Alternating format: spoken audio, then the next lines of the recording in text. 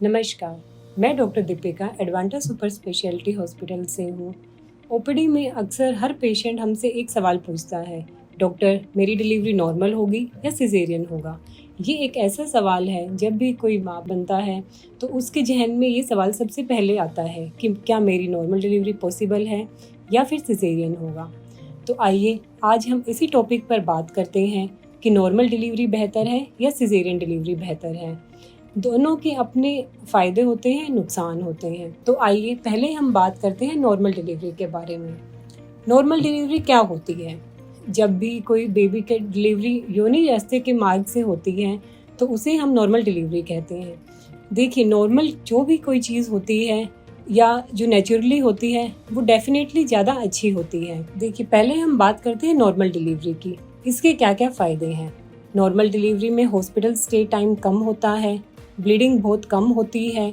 दूसरा, डिलीवरी के जस्ट बाद हम बेबी को ब्रेस्ट मिल्क पिला सकते हैं, जो बच्चे के लिए बहुत ही फ़ायदेमंद होता है।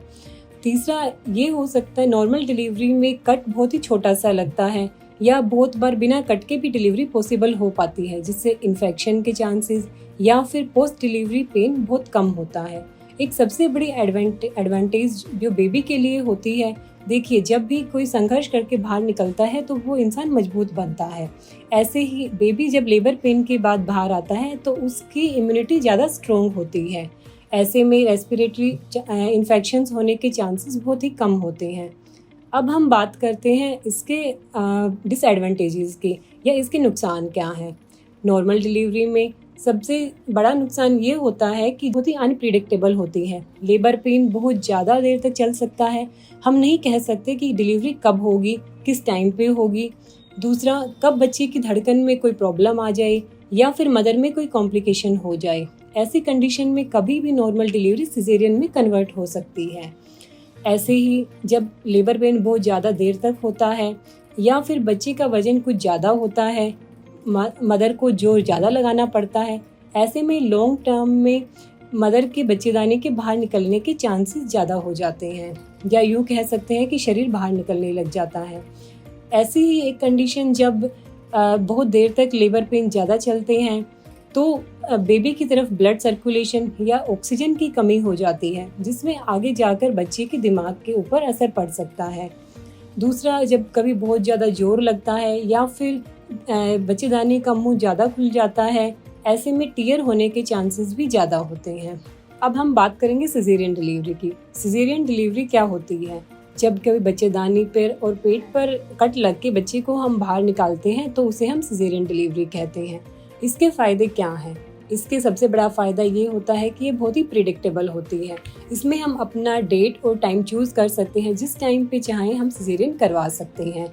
इसमें बच्चे जो प्रोलॉन्ग लेबर की वजह से कई बार बच्चे की तरफ ऑक्सीजन की सप्लाई कम हो जाती है, ऐसी कंडीशन में जो लॉन्ग टर्म में बच्चे के दिमाग के ऊपर असर पड़ता है, इसमें ऐसी कोई स्थिति नहीं आती है। इसके दूसरे फ़ायदे में ये है कि इसमें मदर को बहुत ज़्यादा जोर नहीं लगाना पड़ता है, जिसकी वजह से बाद में जो मसल वीक होती है, जिसकी वजह से बच्चेदानी बाहर निकलती है, ऐसी कोई स्थिति नहीं आती है। तीसरा, इसमें टीयर की प्रॉब्लम नीचे नहीं आती है, तो यूरिन और फीकल इनकंटिनेंस की प्रॉब्लम भी नहीं आती है। तो इसका मतलब ये नहीं है कि सिजेरियन ज़्यादा बेहतर है। इसके भी बहुत डिसएडवांटेजेस या इसके भी कुछ नुकसान हैं। इसका सबसे बड़ा नुकसान ये है कि इसमें ब्लड लॉस ज़्यादा होता है, हॉस्पिटल स्टे ज़्यादा करना पड़ता है, पोस्ट ऑपरेटिव पेन भी ज़्यादा होता है। तीसरा, इन्फेक्शन के चांसेस भी ज़्यादा होते हैं।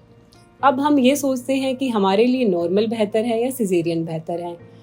ऐसा नहीं है कि हर पेशेंट के लिए नॉर्मल डिलीवरी करवा सकते हैं या हर पेशेंट की हम सिजेरियन डिलीवरी करवा सकते हैं।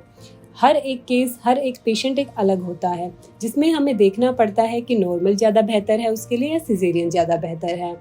अब कोई भी पेशेंट है जिसमें सब कुछ सही चल रहा हो, जैसे कि बच्चे की धड़कन बिल्कुल सही चल रही हो, बच्चे के चारों ओर जो पानी है वो बिल्कुल ठीक हो, उसकी बहुत ज़्यादा वेट गेन ना किया हो मदर ने, या फिर कोई भी ऐसी मदर में ब्लड शुगर की प्रॉब्लम या फिर हाई बीपी की कोई प्रॉब्लम ना हो, सब कुछ स्मूथ चल रहा हो, फिर लेबर पेन ठीक हो, लेबर सही तरह से प्रोग्रेस कर रहा हो, तो हमें नॉर्मल डिलीवरी की तरफ जाना चाहिए। अगर इनमें से कोई भी प्रॉब्लम हो या कोई भी कॉम्प्लिकेशन हो, जैसे कि बच्चे का उल्टा होना, बच्चे का टेढ़ा होना, या फिर आवल का नीचे की तरफ होना, ऐसी कंडीशन में हमें सिजेरियन ही करना पड़ता है।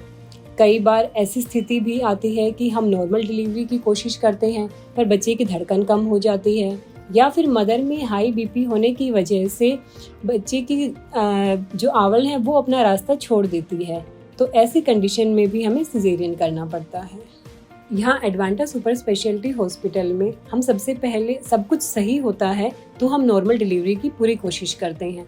अगर कभी ऐसी कंडीशन आती है कि बच्चे की धड़कन कम हो रही है या नीचे से ब्लड की ज़्यादा बहाव हो रहा है, तो ऐसी कंडीशन में हम सिजेरियन के लिए जाते हैं। ये हमारा एक ही सेटअप है, एक ही छत के नीचे हम नॉर्मल डिलीवरी के साथ सिजेरियन भी करवा सकते हैं।